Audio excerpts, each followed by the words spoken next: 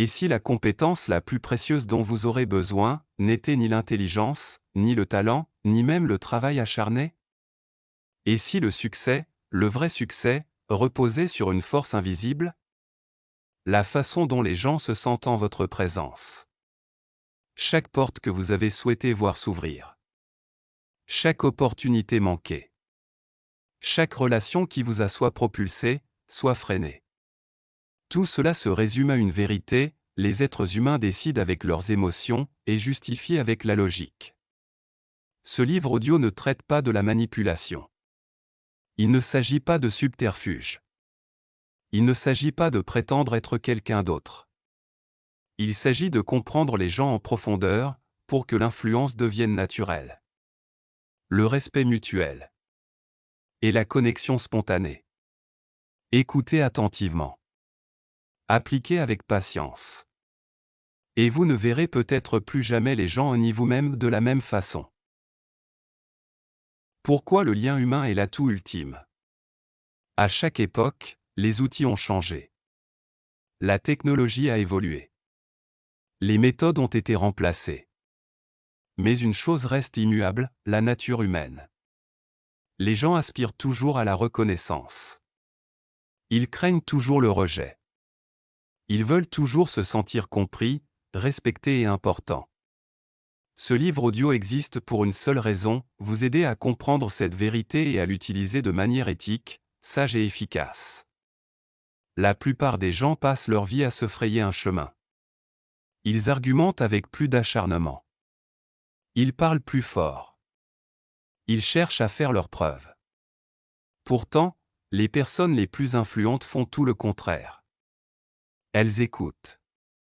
Elles observent. Elles inspirent confiance. L'influence n'est pas domination. Elle n'est pas contrôlée. C'est l'harmonie. Quand on se sent écouté, on s'ouvre. Quand on se sent valorisé, on coopère. Quand on se sent respecté, on fait confiance. Ce n'est pas une théorie. C'est ainsi que les leaders émergent. Comment les accords se concluent? Comment les amitiés s'approfondissent? Comment les conflits s'apaisent? Dans ce livre audio, vous découvrirez des principes qui fonctionnent au travail, dans vos relations, dans votre leadership, dans vos conversations quotidiennes. Non pas parce qu'ils sont brillants, mais parce qu'ils sont humains. Chaque chapitre s'appuie sur le précédent. Chaque leçon semble simple, mais profonde. Prenez votre temps. Laissez les idées s'imprégner. Mettez-les en pratique par petites doses. Car la maîtrise des relations humaines commence par la maîtrise de soi. Chapitre 1. L'illusion de gagner des débats. La plupart des gens croient qu'avoir raison est synonyme d'efficacité. C'est faux. On peut gagner une dispute et perdre une relation. On peut prouver un point de vue et détruire la confiance. L'être humain réagit mal à la force, même verbale. Lorsqu'une personne se sent attaquée, elle se ferme. Ses défenses se dressent. Son ego prend le dessus. Et dès que l'ego s'en mêle, la logique disparaît. Repensez à la dernière fois où quelqu'un vous a corrigé sèchement. Même s'il avait raison. Avez-vous éprouvé de la gratitude? Ou de la résistance? Le besoin de protéger son identité est plus fort que le désir d'accepter la vérité. C'est pourquoi les personnes les plus persuasives argumentent rarement. Elles préfèrent guider. Elles comprennent une loi simple: on soutient ce que l'on contribue à créer. Contredire quelqu'un directement, c'est menacer son image de soi. L'inviter à réfléchir, c'est la préserver. Au lieu de dire « tu as tort », elles disent « c'est un point de vue intéressant ». Voyons les choses sous un autre angle. Cette approche ne vous affaiblit pas. Elle renforce votre influence. Le vrai pouvoir est discret. Il n'a pas besoin de s'afficher. Si votre but est de créer du lien et non de dominer, alors vos paroles doivent préserver la dignité, la vôtre comme la leur. Dès qu'une personne se sent respectée, elle devient réceptive. Et c'est de cette réceptivité que naît l'influence. Chapitre 2. Le pouvoir magnétique de l'intérêt authentique. Chaque être humain se pose une question silencieuse, consciemment ou non, me voyez-vous? Pas mon titre. Pas mes réussites. Pas mon rôle superficiel. Moi. La plupart des gens abordent une conversation en se concentrant sur ce qu'ils veulent dire ensuite. Ce qu'ils veulent obtenir. Ce qu'ils veulent prouver. Et ce faisant, ils ratent la plus grande opportunité d'influence qui soit, l'intérêt authentique. Lorsque vous manifestez une curiosité sincère envers une autre personne, quelque chose de subtil se produit. Les barrières tombent. La posture se détend. La confiance commence à s'installer. Il ne s'agit pas de flatterie. Il ne s'agit pas d'une stratégie. Il s'agit d'attention, une attention rare et puissante. Pensez aux personnes avec lesquelles vous aimez le plus passer du temps. Elles ne monopolisent pas l'attention. Elles ne jouent pas un rôle. Elles remarquent. Elles posent des questions pertinentes. Elles se souviennent des petits détails. Elles écoutent non pas pour répondre, mais pour comprendre. L'intérêt est magnétique car il communique de la valeur sans mots. Lorsqu'une personne se sent intéressée par votre présence, elle associe ce sentiment à vous. C'est pourquoi les liens forts naissent souvent de moments simples. Un leader qui se souvient d'un détail personnel. Un collègue qui demande un suivi sincère. Un ami qui remarque un changement de ton. Inutile de raconter des histoires extraordinaires. Inutile d'afficher des diplômes impressionnants. Il faut être présent. Un intérêt sincère ne peut être feint longtemps. On perçoit instantanément les intentions. Si votre curiosité est feinte, elle s'évanouit. Si elle est authentique, elle se renforce. Le paradoxe est le suivant, moins vous cherchez à impressionner, plus vous impressionnez. Lorsque vous vous tournez vers les autres, les gens se tournent vers vous. Lors d'une conversation, essayez ceci, posez une question qui vous tient vraiment à cœur. Faites une pause avant de répondre. Laissez le silence faire son œuvre. Le silence, associé à l'attention, invite à la profondeur. Et la profondeur renforce l'influence. On se souvient longtemps de ce que l'on a ressenti en votre présence, bien après avoir oublié vos paroles. Faites en sorte que les autres se sentent écoutés. Chapitre 3. L'écoute comme compétence de leadership. La plupart des gens entendent les mots. Très peu s'attachent à en comprendre le sens. Écouter n'est pas passif, c'est faire preuve de retenue. C'est choisir la compréhension plutôt que l'interruption, la curiosité plutôt que le contrôle. Dans un monde obsédé par la vitesse, écouter semble lent. Mais c'est précisément cette lenteur qui lui confère sa force. Lorsqu'une personne parle, elle révèle bien plus que des informations. Elle révèle ses valeurs, ses peurs, ses motivations. Un auditeur attentif entend ce qui est dit et ce qui est omis. Les grands leaders ne sont pas ceux qui parlent le plus fort. Ce sont ceux à qui l'on se sent en confiance. La sécurité change tout. Quand on se sent en sécurité, on partage ses idées plus tôt, on admet ses erreurs plus facilement et on assume ses responsabilités plus volontiers. L'écoute crée cette sécurité.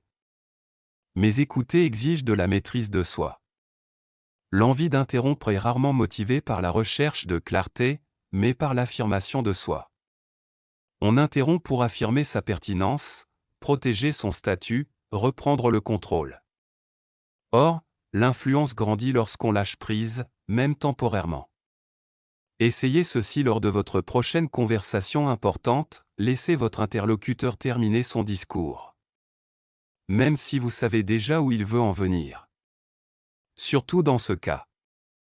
Souvent, les gens n'ont pas besoin de solutions, mais d'espace. Quand on offre de l'espace, on inspire confiance. Et la confiance est la clé du leadership. L'écoute aiguise aussi le jugement. On recueille de meilleures informations. On évite les fausses suppositions.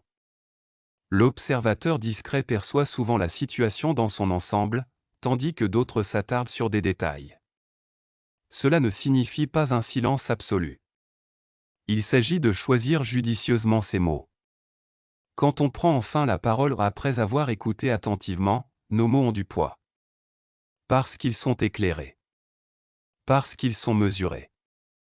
Parce qu'ils sont rares. Le leader qui écoute devient celui que l'on suit de bon cœur. Chapitre 4.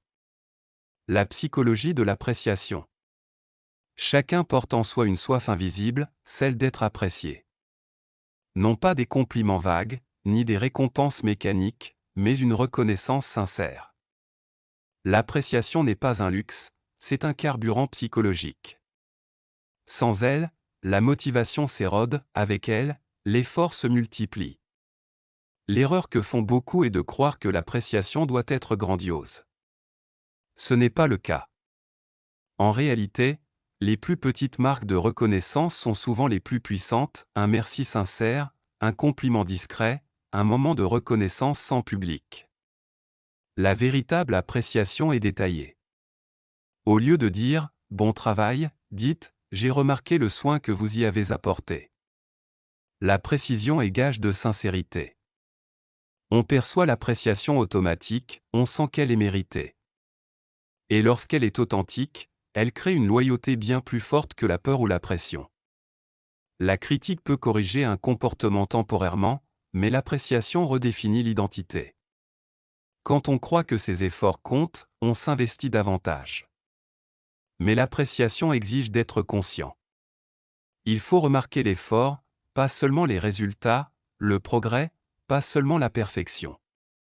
Les personnes les plus influentes excellent à repérer les bonnes pratiques chez les autres. Cela ne diminue pas les exigences. Au contraire, cela renforce l'engagement. Lorsque la reconnaissance devient une seconde nature et non une simple tactique, les gens le ressentent. Ils ne se sentent pas dirigés, mais respectés. Et le respect favorise l'excellence. Ne sous-estimez jamais le pouvoir de faire sentir à quelqu'un qu'il est important. Cela ne coûte rien. Et cela change tout. Chapitre 5. Guider les comportements sans résistance. La plupart des gens tentent de changer les autres en exerçant une pression. Ils insistent. Ils répètent. Ils intensifient la pression. Et la résistance grandit. Les êtres humains protègent instinctivement leur autonomie. Dès qu'une personne se sent contrôlée, son attention passe de la coopération à la défense. C'est pourquoi les ordres directs échouent souvent, même lorsqu'ils sont raisonnables. L'influence fonctionne différemment. Elle invite plutôt qu'elle n'impose. Quand on veut que quelqu'un aille dans une certaine direction, la question n'est pas « comment l'obliger à faire cela », mais « comment lui donner envie de le faire ?» Le désir est plus fort que l'obligation. Les gens adhèrent aux idées qui correspondent à l'image qu'ils ont d'eux-mêmes. Si une action leur semble être leur propre décision, l'engagement s'ensuit naturellement. Une manière efficace d'orienter les comportements est de recadrer les choses. Au lieu de pointer du doigt ce qui ne va pas, mettez en avant ce qui est possible. Au lieu d'insister sur les conséquences, insistez sur les résultats. Par exemple, au lieu de dire « il faut régler ça immédiatement », dites « voici ce qui pourrait s'améliorer si nous ajustions ceci ». Cette seconde approche préserve la dignité. Elle laisse place au choix. Le choix est un pouvoir. Une autre méthode consiste à aligner les points de vue. Avant de suggérer un changement, montrez que vous comprenez leur point de vue. Pas superficiellement, mais sincèrement. Lorsqu'une personne se sent comprise, elle cesse de se défendre et commence à écouter. Il n'est pas nécessaire d'être d'accord pour s'aligner. Il suffit de reconnaître leur point de vue. Reconnaître son point de vue, c'est dire « je comprends votre raisonnement ». Dès lors, la réorientation devient naturelle. L'influence grandit lorsque les gens se sentent respectés, même lorsqu'ils sont accompagnés. Les leaders les plus efficaces ne donnent pas d'ordre constamment. Ils créent des environnements où le bon comportement semble évident. Ils privilégient les questions aux affirmations. Il laisse les gens tirer leurs propres conclusions. Car les conclusions découvertes sont plus pertinentes que celles imposées. Lorsque vous guidez les comportements sans résistance, le progrès s'accélère, discrètement. Chapitre 6. Comment l'empathie désamorce les conflits? Les conflits portent rarement sur des faits, mais plutôt sur les sentiments. La plupart des désaccords s'enveniment non pas à cause des mots, mais à cause des émotions ressenties, manque de respect, déni, incompréhension. L'empathie est la solution, non pas l'accord, ni la capitulation, mais la capacité à se mettre à la place de l'autre sans renoncer à la sienne. Face à un conflit, l'instinct nous pousse à défendre notre position, à expliquer, à justifier. Mais une explication sans empathie sonne comme un rejet. Avant toute résolution, il est essentiel de reconnaître les émotions. Cela ne signifie pas cautionner un comportement nuisible, mais reconnaître l'expérience vécue. La nuance est importante. Dire « je comprends pourquoi tu es contrarié » ne signifie pas « tu as raison », mais « je comprends ton point de vue ». Cette simple reconnaissance peut apaiser les tensions plus rapidement que la logique. L'empathie ralentit le rythme, changea le ton et instaura un climat de sécurité. Et ce climat de sécurité permet à la raison de revenir. Dans les situations tendues, les gens n'ont pas besoin de solutions immédiates, mais d'être écoutés. Une fois les émotions apaisées, la résolution du problème devient possible. L'empathie exige aussi de l'humilité. Elle vous invite à accepter que votre point de vue ne soit pas la seule réalité. Cet état d'esprit transforme le conflit en dialogue. Les négociateurs, les leaders et les communicateurs les plus efficaces ne sont pas distants émotionnellement. Ils font preuve d'intelligence émotionnelle. Ils savent quand faire une pause, quand adoucir leur discours, quand écouter. L'empathie n'est pas une faiblesse. C'est un calme stratégique. Et le calme est contagieux. Chapitre 7. La confiance tranquille qui inspire le respect. La confiance est souvent mal comprise. Ce n'est ni le volume de la voix, ni la domination, ni une affirmation constante. La véritable confiance est sérénité. C'est l'absence d'urgence à faire ses preuves. Les personnes sûres d'elles ne se précipitent pas pour parler. Elles ne cherchent pas à attirer l'attention. Elles n'en font pas trop. Elles ont confiance en leur présence. Ce type de confiance inspire le respect. Les autres se penchent vers vous. Ils écoutent plus attentivement. Ils perçoivent l'autorité sans qu'on le leur dise. La confiance tranquille naît de l'intérieur. Quand on n'a plus besoin de validation, notre comportement change. On écoute davantage. On réagit moins. On choisit ses mots avec soin. Cette maîtrise de soi est puissante. Elle témoigne de la maîtrise de soi. Et la maîtrise de soi est profondément respectée. La confiance tranquille permet aussi la flexibilité. On n'est pas menacé par la contradiction. On n'est pas déstabilisé par les défis. On peut changer d'avis sans perdre son identité. Cette adaptabilité nous rend plus forts, et non plus faibles. La personne la plus bruyante cherche souvent à contrôler. La personne la plus calme le fait souvent déjà. Le respect grandit envers ceux qui restent imperturbables sous pression. Si vous voulez inspirer le respect, parlez avec conviction. Prenez un temps de réflexion avant de répondre. Que vos actes soient en accord avec vos paroles. La cohérence engendre la crédibilité. Et la crédibilité permet d'exercer une influence durable. Chapitre 8. Influencé par l'intégrité. L'influence durable repose sur l'intégrité. Sans elle, la persuasion se mue en manipulation, et la manipulation finit toujours par échouer. L'intégrité, c'est la cohérence entre les valeurs, les paroles et les actes. On observe plus qu'on écoute. On repère les schémas. On perçoit les incohérences. La confiance se construit lorsque les actes correspondent aux intentions. Quand on agit avec intégrité, On se sent plus à l'aise en votre présence. Les doutes s'estompent. La coopération s'accroît. Non pas parce qu'on l'exige, mais parce qu'on la mérite. L'intégrité, c'est aussi privilégier le long terme à la facilité. C'est dire la vérité, même quand c'est difficile. C'est tenir ses engagements, même au prix d'un sacrifice. Cette constance instaure la prévisibilité. Et la prévisibilité engendre la confiance. L'influence sans intégrité est éphémère.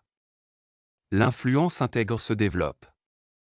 Avec le temps, on vous accorde le bénéfice du doute.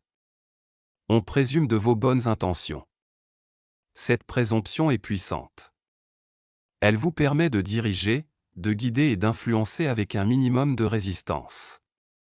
L'intégrité n'exige pas la perfection. Elle exige la responsabilité. Quand des erreurs se produisent, reconnaissez-les. Corrigez-les. Avancez en toute transparence. Cette honnêteté renforce la crédibilité bien plus que de nier l'existence des défauts. Finalement, les personnes les plus influentes ne sont pas les orateurs les plus persuasifs. Ce sont les personnes les plus dignes de confiance. Chapitre 9. Faire en sorte que les gens se sentent importants de manière authentique. Chaque personne que vous rencontrez porte en elle un désir inavouable, non pas d'être admirée, ni même louée, mais de se sentir importante. L'importance ne signifie pas supériorité, mais signification. C'est croire que votre présence compte, que vos pensées, vos efforts et vos expériences ne passent pas inaperçus. La plupart des gens traversent la vie avec le sentiment de passer inaperçus. Ils parlent, mais ne sont pas vraiment entendus. Ils contribuent, mais ne sont pas reconnus. Ils existent, mais ne sont pas remarqués. Ceux qui changent cette expérience pour les autres deviennent inoubliables. Faire sentir à quelqu'un qu'il est important ne requiert ni exagération ni compliment superficiel. En réalité, l'exagération mine la confiance, tandis que l'authenticité la renforce. On perçoit aisément une appréciation exagérée, mais on la ressent lorsqu'elle est sincère. La véritable reconnaissance se concentre sur la réalité. Elle remarque l'effort, respecte le point de vue et valorise la contribution. Parfois, faire sentir à quelqu'un qu'il est important est aussi simple que de se souvenir de son nom et de l'utiliser avec tact. Parfois, c'est faire une pause suffisamment longue pour le laisser terminer sa phrase sans l'interrompre. Parfois, c'est reconnaître son rôle quand personne d'autre ne le fait. L'importance se construit petit à petit. Et ces moments s'accumulent. Quand les gens se sentent importants en votre présence, ils associent sécurité et valeur à votre présence. Ils s'ouvrent. Ils coopèrent. Ils vous soutiennent. Il ne s'agit pas de manipulation, mais de respect en action. Le paradoxe est le suivant, lorsque vous accordez de l'importance spontanément, vous gagnez naturellement en influence. On ne résiste pas à ceux qui nous valorisent. On s'en souvient. Chapitre 10. Changer les mentalités sans se créer d'ennemis. Convaincre quelqu'un n'est pas un combat. L'aborder comme tel ne fera que créer de la résistance. La plupart des gens lient leurs convictions à leur identité. Lorsqu'une conviction est remise en question, l'estime de soi est touchée, et l'on se met en position de défense. C'est pourquoi la force persuade rarement. Le but n'est pas de réfuter une opinion, mais d'inviter à la réflexion. La réflexion exige de la dignité. Aborder un désaccord avec curiosité plutôt qu'avec certitude apaise les tensions. Au lieu de dire « vous avez tort », essayez plutôt « c'est intéressant, qu'est-ce qui vous a amené à cette conclusion ?» Cette approche maintient le dialogue ouvert. On est bien plus enclin à reconsidérer son point de vue lorsqu'on ne se sent pas acculé. Un autre principe fondamental est celui du rythme. Si une personne est profondément attachée à une conviction, un revirement immédiat est peu probable. Mais le changement est possible. Les petits changements comptent. Un accord sur un point peut atténuer les réticences sur un autre. L'influence s'exerce souvent progressivement, et non de façon spectaculaire. Soyez également prêt à changer d'avis lorsque cela s'avère pertinent. La flexibilité est un signe de confiance, non de faiblesse. Elle montre que la vérité prime sur l'ego, et cela force le respect. N'oubliez pas. Gagner le respect de quelqu'un est plus précieux que de remporter une dispute. Le respect ouvre des portes que la force ne pourra jamais ouvrir. Chapitre 11. Un leadership qui inspire l'adhésion volontaire. Le véritable leadership ne repose pas sur la position hiérarchique, mais sur la confiance. On suit volontairement lorsqu'on se sent compris, valorisé et protégé. L'autorité peut contraindre à l'action, mais le leadership inspire l'engagement. La différence est profonde. Les leaders qui inspirent n'exigent pas la loyauté, ils la gagnent. Ils définissent des attentes claires et les incarnent. Ils n'exigent pas des autres ce qu'ils évitent eux-mêmes. La cohérence engendre la crédibilité, et la crédibilité engendre l'adhésion. Les grands leaders perçoivent également le potentiel avant les autres. Ils encouragent le développement plutôt que d'imposer la conformité, ils guident plutôt que de contrôler. La correction, lorsqu'elle est nécessaire, est discrète et respectueuse. Les éloges, lorsqu'ils sont mérités, sont précis et sincères. On se hisse au niveau des leaders que l'on respecte. La peur engendre l'obéissance, le respect engendre le dévouement. Un leadership durable est ancré dans le service. La question n'est pas « comment faire en sorte que les gens me suivent », mais « comment rendre mon action digne d'être suivie ?» Répondez à cette question, et l'influence viendra naturellement. Chapitre 12. Bâtir des relations durables.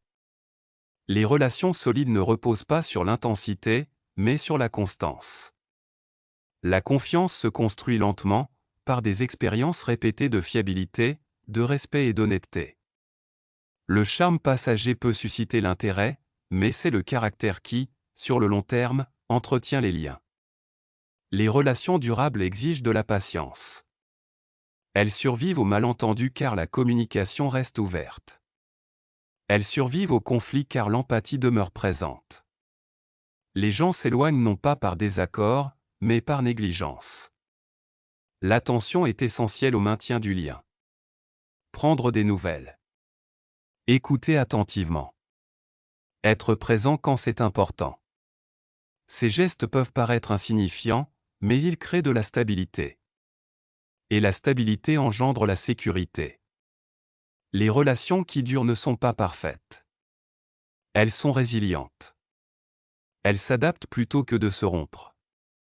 Lorsque vous abordez les relations avec intégrité, curiosité et respect, vous créez des liens qui résistent aux circonstances. Ces liens deviennent votre plus grand atout. Conclusion. Devenir une personne en qui les gens ont confiance instinctivement. L'influence ne s'acquiert pas, elle se construit. Elle naît de la façon dont vous traitez les autres en toute innocence, de votre écoute attentive même en l'absence de témoins, de vos actions face au conflit entre convenance et intégrité.